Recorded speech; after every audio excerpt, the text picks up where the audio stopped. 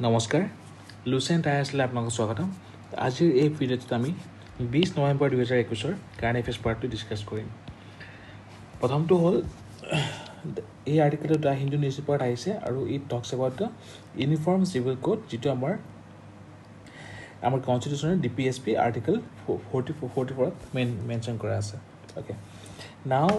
In this article আমি তাৰ পৰা গম পাওঁ যে the court has directed the center to consider constitution of a committee কিহৰ কাৰণে for implementation of the mandate of article 44 that is the uniform civil code now আমি জানিলো যে what is uniform civil code okay UCC is the one that will provide for one law for entire country one single law for entire country applicable to all religious communities. So one law for entire country are applicable to all religious communities in their personal matters such as marriage, divorce, inheritance, adoption, etc. Okay. Now Article 44, it is one of the DPSP which the Constitution has laid out that states shall endeavor to secure all UCC or Uniform Civil Code to all the citizens throughout the territory of India. But J2, as per Article 37 of DPSP, these DPSPs are not just civil. That is, these are not enforceable by any court. But the principles laid down here are fundamental in governance. Okay. Now, amak kihor karne lage amak uniform civil code. Why we need this? First of all, it will provide equal status to all the citizens. Man, amar unity karne important hoy. It will promote gender parity, accommodate the aspirations of the young population with imbibe the liberal ideology আৰু এই পলিচিখিনি আমাক national ইণ্টিগ্ৰেশ্যনৰ কাৰণে help কৰিব also' there চাম আদাৰ points also' বাট এই চাৰিটা মূলত হয় অ'কে নাও হোৱাট আৰ দ্য ইছ্যুজ এতিয়ালৈকে ইছ্যুজখিনি আমাৰ ইমপ্লিমেণ্ট কেলৈ কৰিব পৰা নাই বা এক্ট বা আমাৰ জাষ্টিচেবল পাৰ্টত কেলৈ আনিব পৰা হোৱা নাই অ'কে তো India is a very diverse country. There are many religious and cultural diversity. So one single law and one single personal law for all the communities it is very difficult. Second to কি হয় first two আমি already ক'লোঁ যে কিহৰ কাৰণে difficulty আহে the religious and culture diversity in India second two হ'ল the UCC since past has been regarded as interference of the state in personal matters of the minorities. তো মাইনৰিটিছৰ যিখিনি personal matters তাৰে ভিতৰত তাতে ইণ্টাৰফেয়াৰ কৰা বুলি বহুতে এইটো ক্ৰিটিচাইজ কৰে অলছ' সেই মাইনৰিটিছখিনি এই ইউনিফৰ্ম চিভিল কোডখিনিক দে পাৰ্চিভ এজ এনক্ৰোচমেণ্ট কিহত টু দিয়াৰ ৰিলিজিয়াছ ফ্ৰীডম অ'কে তো আমি ইছ্যুজ কি ক'লোঁ এটা হ'ল যে দ্য ফাৰ্ষ্টটো হ'ল diversity right religious and cultural diversity ছেকেণ্ডটো হ'ল আপোনাক ক'ব পাৰে the encroachment on minority freedom okay বা মাইনৰিটিজ ৰিলিজিয়াছ ফ্ৰীডম থাৰ্ডটো কি হয় থাৰ্ডটো হ'ল এনক্ৰোচমেণ্ট বুলি বহুতে ক্ৰিটিচাইজ কৰে by the state on personal matters আৰু এটা আপোনালোকে দিব পাৰে যে এতিয়াও ইণ্ডিয়াৰ হোল পপুলেশ্যন ইমানখিনি ডেভেলপ হোৱা নাই যে এটা ছিংগল ল' আণ্ডাৰ গোটেইখিনি ইম্পাক্ট কৰিব পাৰিব তেওঁ এতিয়ালৈকে আমাৰ যিখিনি ইম্পৰ্টেণ্ট জাজমেণ্ট আহিছিলে কোৰ্টৰ তাৰে ভিতৰত Sahabano judgment is very important for uniform civil code. Okay. Now in this Sahabano judgment, Supreme Court কৈছিলে that the common civil code or uniform civil code would help the cause of national integration. এইটো Sahabano judgment কৈছিলে. Okay. How? By removing the different disparities. Okay. So since long time there has been many suggestions for implementation of the uniform civil code as a justifiable part also যেহেতু সাহাবানো কেছৰ পিছত এতিয়া recently কোৰ্টে আকৌ uniform civil code ইমপ্লিমেণ্টেশ্যনৰ কাৰণে committee বা commission বহাবৰ কাৰণে চেণ্টাৰক কৈছে hence it becomes very important for mains perspective the mains GS2ৰ কনষ্টিটিউশ্যন পাৰ্টৰ কাৰণে it will be very important second important article হ'ল আমি আপোনালোকে সকলোৱে জানে যে ফাৰ্ম ল' ৰিপিল কৰা হৈছে কোনকেইটা ল' farmers produce trade and commerce act 2020 essential commodity act 2020 and farmers employment and protection agreement on price insurance and farm services act 2020 নাও এই পাৰ্টৰ পৰা অলৰেডি 2020 প্ৰিলিমছত কুৱেশ্যন আহি গৈছে ঠিক আছে তো মেইনছতো ইয়াৰ পৰা অহা সম্ভাৱনা ভালেখিনি আছে it is important for both GS2 policy part and GS2 agriculture part okay if what were the farmers concern তেওঁলোকৰ মেইন কনচাৰ্ণটো আছে this law will abolish the minimum support price যিটো এম এছ পি যিটো আমাৰ হিষ্টৰিকেলি দি অহা হৈছে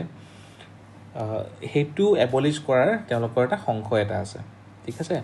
and it will eventually leave farmers at a mercy of the big corporate houses আৰু বহুতে ক্ৰিটিচাইজ কৰিছিলে যে যদি এইটো হ'বলৈ পায় তেনেহ'লে কৰ্পৰেট হাউচৰ যিখিনি পলিচি আছে তেওঁলোকে এনক্ৰ'চ কৰে তো সেই বস্তুখিনিত কাৰণে ফাৰ্মাৰ্ছৰ বহুতখিনি প্ৰব্লেম হ'ব পাৰে অ'কে তো নাও আমি জানিব লাগিব যে এই যিখিনি ফাৰ্ম ল আনিছিলে কিহৰ কাৰণে অনা হৈছিলে প্ৰথমটো হ'ল যে আমাৰ যিটো APMC আমাৰ APMCত অলৰেডি বহুতখিনি ৰিফৰ্ম এতিয়াও পেণ্ডিং হৈ আছে they have been many long pending demand for reforms in agriculture marketing okay নেক্সটটো হ'ল দেয়াৰ আৰ চাম লং টাৰ্ম পেণ্ডিং ষ্টেগনেশ্যন কিহৰ কাৰণে যিটো ডিফাৰেণ্ট ইছ্যু যেনেকৈ under the essential commodities act বহুত বেছি ৰেচন কোনোৱে ব্লক কৰি থ'ব নোৱাৰে বা কোনোৱে সাঁচি থ'ব নোৱাৰে এইবোৰৰ কাৰণে কি হয় যদি কোনোবাই ইনফ্ৰাষ্ট্ৰাকচাৰ বনাব খোজে যে আমি ভঁৰাল বনাম ডাঙৰ আমি ক'ল্ড ষ্ট'ৰেজ বনাম তাত এইখিনি থৈ দিম তাতো আপোনাৰ ইছ্যু আহি যায় সেইখিনি হোৰ্ডিং কৰা বুলি তেওঁলোকৰ এগেইনষ্টত কেছ হৈ যাব পাৰে তাৰ বাহিৰে আৰু ডিফাৰেণ্ট বহুতখিনি কেছ আছে চ' তাৰ কাৰণে দিছ ৰিফৰ্মছ ৱেৰ শ্বৰ্ট অ'কে নাও এই ৰিফৰ্মখিনি কেনেকৈ অনা হৈছিলে যেতিয়া ফাৰ্ম ল পাছ কৰা হৈছিলে it was brought via ordnance আপুনি অৰ্ডিনেঞ্চ অলৰেডি জানে প্ৰেচিডেণ্টৰ পাৱাৰ হয় আণ্ডাৰ আৰ্টিকল 123 অ'কে নাও হোৱাট আৰ দ্য প্ৰব্লেমছ কিহৰ কাৰণে ইমানখিনি প্ৰব্লেম হ'ল প্ৰথমটো হ'ল যে ক্ৰিটিক্সবোৰে কয় থাৰ্ড পাৰ্টি আপোনালোকে মেনশ্যন কৰিব এক্সামত জেনেৰেলি ক্ৰিটিক্সবোৰে কয় যে দিছ লছ ৱেৰ ব্ৰট উইদাউট কনচালটেশ্যন সেই কনচালটেশ্যন এণ্ড এৱেৰনেছ ক্ৰিয়েশ্যন ইয়াতে বহুতখিনি ইছ্যু আছিলে লগতে অপজিশ্যনৰ যিখিনি কমেণ্ট আছিলে বা যিখিনি তেওঁলোক ভাষ্য আছিলে সেইখিনি ডিছৰিগাৰ্ড কৰা হৈছিলে অ'কে তো আফটাৰ ডেট প্ৰটেষ্টখিনি আৰম্ভ হ'ল প্ৰটেষ্ট আৰম্ভ কেনেকৈ হ'ল আৰম্ভণি হৈছে প্ৰাইভেট মাণ্ডি এটা হ'ল প্ৰাইভেট মাণ্ডি ছেকেণ্ডটো হ'ল MSP এই দুটাৰ মেইন সংশয়ৰ পৰাই এই প্ৰটেষ্টখিনি আৰম্ভ হ'ল অ'কে আৰু এই প্ৰটেষ্টখিনি যিহেতু ডেম'ক্ৰেটিকেলি কৰা হৈছিলে there was unity okay people's participation সেইটো কাৰণে ইমান দিন ছাষ্টেইন কৰিলে তো এইখিনি হ'ল আৰু লগত এইটো আৰ্টিকল কোৱা হৈছে যিহেতু কনচালটেশ্যন এণ্ড ট্ৰান্সপাৰেঞ্চিত মানে এই লখিনি অনাত কিছু প্ৰব্লেম মানে ইছ্যু আছিলে শ্বৰ্টকামিং আছিলে so' we should consider this things consultation and transparency awareness creation etcetera very seriously So this becomes very important for this year APSC mains perspective. Next one is also about the farm law and it came in the Indian Express newspaper. So significance of this repealing of the farm law ki hoy first of all it restores faith in government যেহেতু ইমান protest চলি আছে তো গভৰ্ণমেণ্টে তাতে কিছু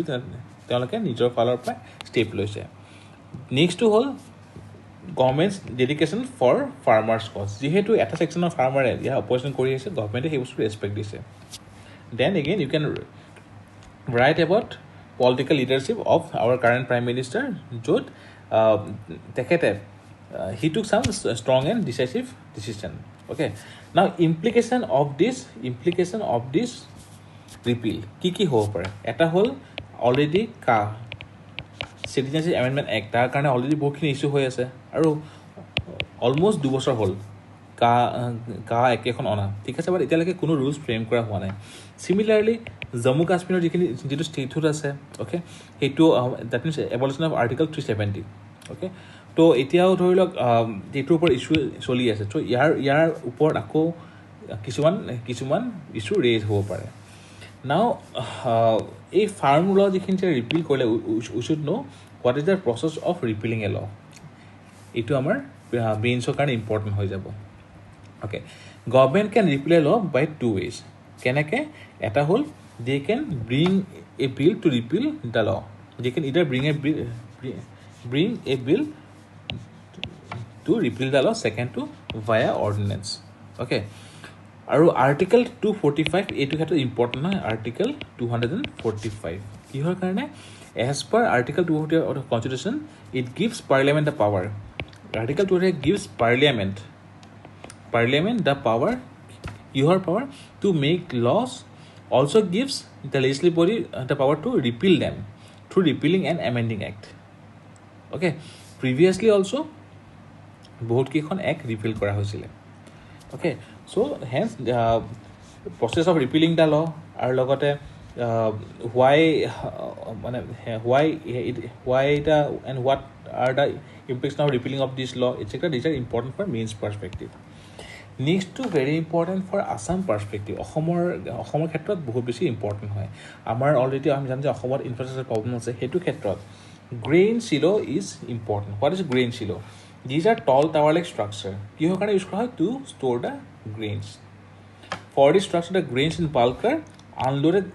on the conveyor belt and through mechanical operation are carried to the storage structure so basically these silo or grain silo are used for storage purpose okay so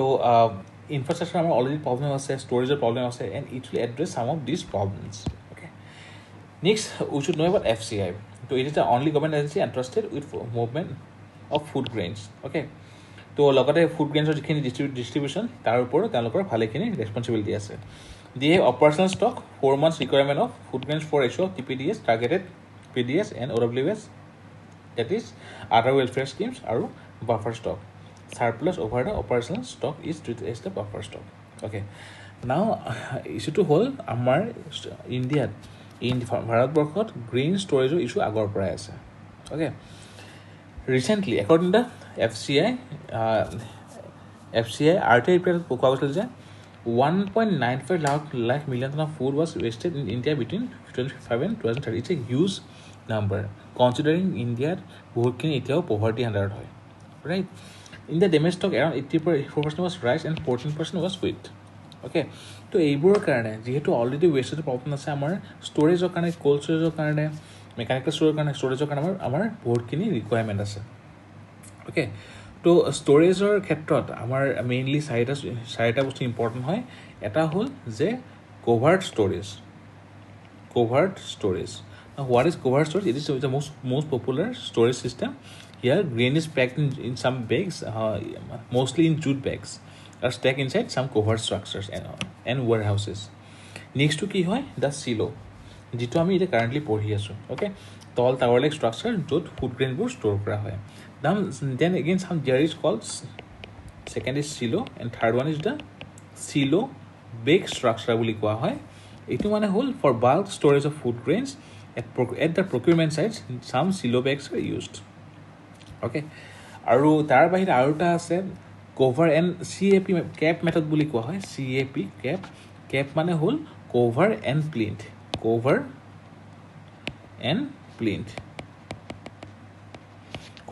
plinth method okay so yate ki hoy in this method food grains are stored in the open with adequate precautions such as red damp proof etc তো issues ইয়াৰে আমাৰ ষ্ট'ৰেজত আৰু বেলেগ issue কি আছে ইয়াত আমাৰ regional ইম্বেলেঞ্চ আছে চব জেগাত ষ্ট'ৰেজবোৰ নাই কিছুমান জেগাতহে আছে সেইটো ক্ষেত্ৰত আমাৰ চিল'জটো যিহেতু চাংচাৰিত আপোনাৰ ষ্ট'ৰেজটো খোলা হৈছে সেইকাৰণে অসমৰ ক্ষেত্ৰত বা নৰ্থ ইষ্টৰ ক্ষেত্ৰত it is very important okay এনেকুৱা ষ্ট'ৰেজ যেনে কলকাতা দিল্লী মুম্বাই বেংগলোৰ এইবোৰ জেগাত আছে ঠিক আছে so' silos is important for GS3 infrastructure plus and GS5 part of Assam team it article আহিছে it is important for this year means perspective or means directly নাহিলেও এগ্ৰিকালচাৰৰ প্ৰব্লেম কি আছে ষ্ট'ৰেজৰ কাৰণে কি বস্তু এড্ৰেছ কৰা হৈছে গভৰ্ণমেণ্টৰ ফালৰ পলিচিৰ পৰা দিয়াৰ ইউ কেন ইনক্লুড দিছ পইণ্টছ